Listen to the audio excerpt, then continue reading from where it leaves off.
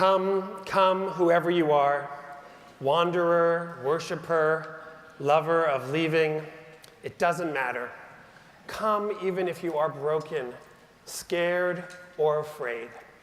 This is not a caravan of despair. Come whoever you are. Last month, my wife and son attended a child's birthday party in Chelsea, at Chelsea Piers. Later that night, just a few blocks from where they had been, that makeshift bomb exploded. Thinking about it now makes my heart stop. I turned on the TV to get news of this explosion. The mayor was holding a press conference.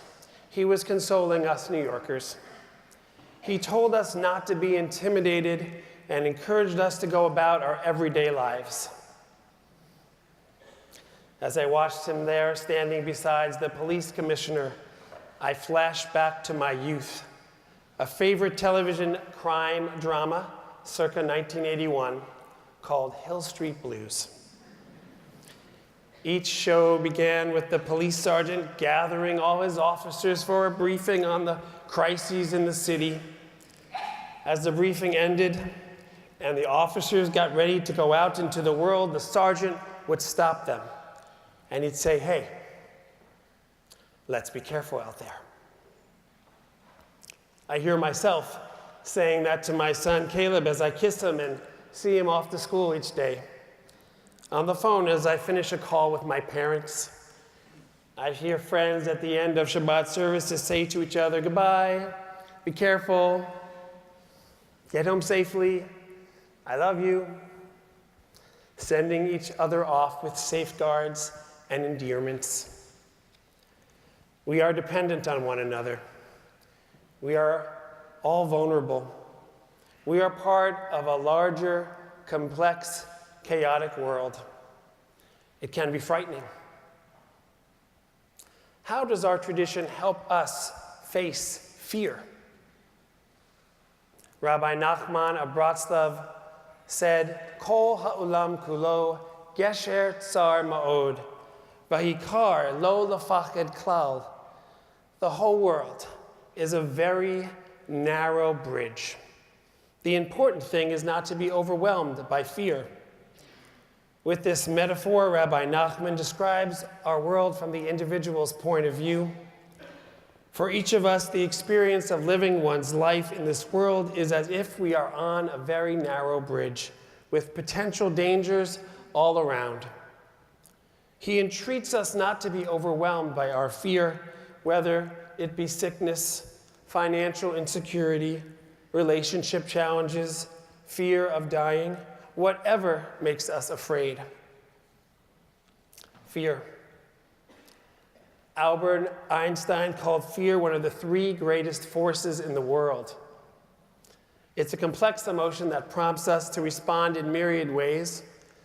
It can paralyze us. It can also help protect us. Fear plays a big part in the story of the Israelites' journey to Israel. After the Israelites are freed from Egypt, the Torah says that Moses selects 12 tribal leaders to act as scouts to explore the land.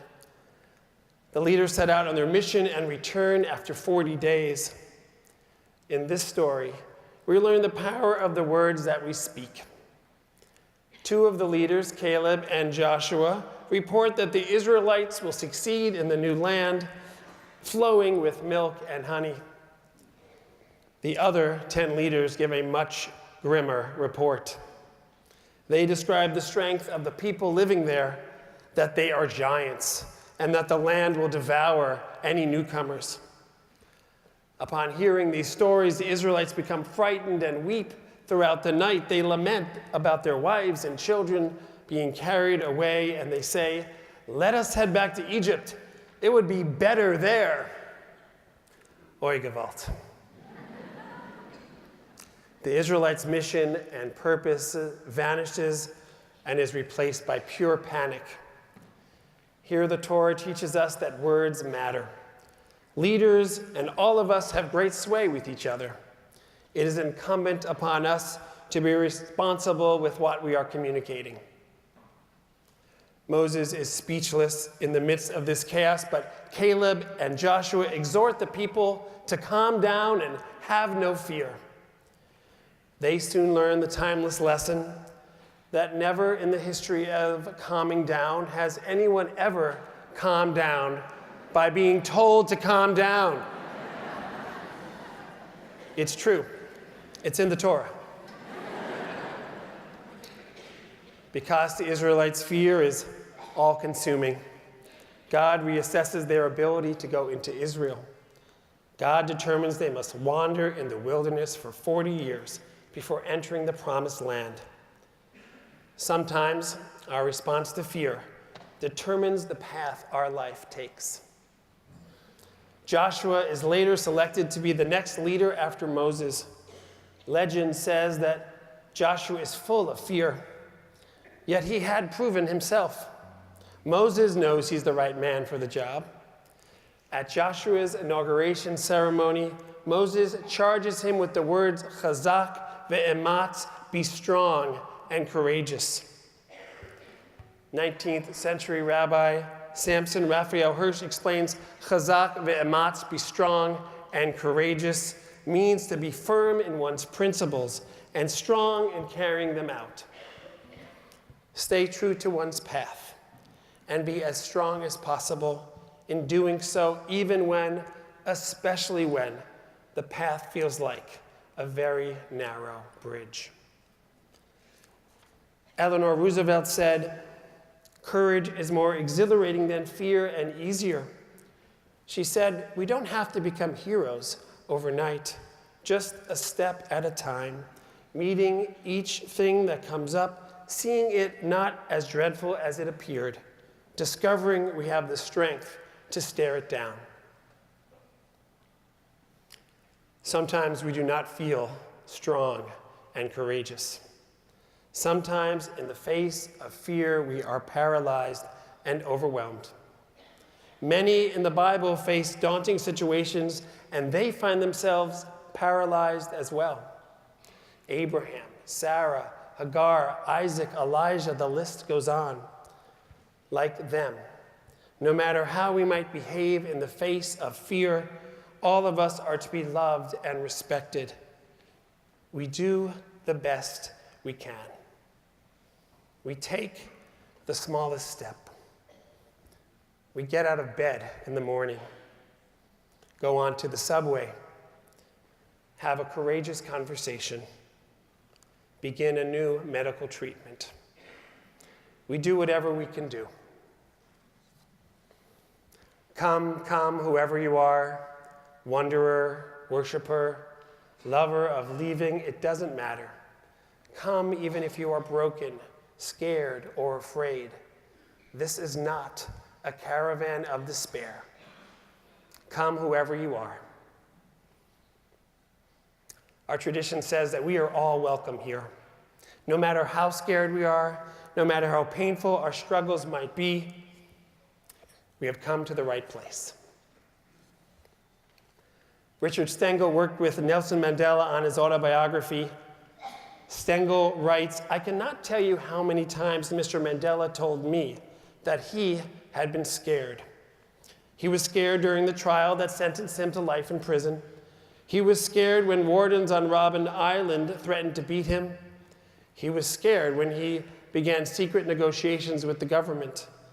He was never afraid to say that he had been afraid. In each instance, he said he did everything he could to tamp down his fear. He taught me courage is not the absence of fear. It's learning to overcome it."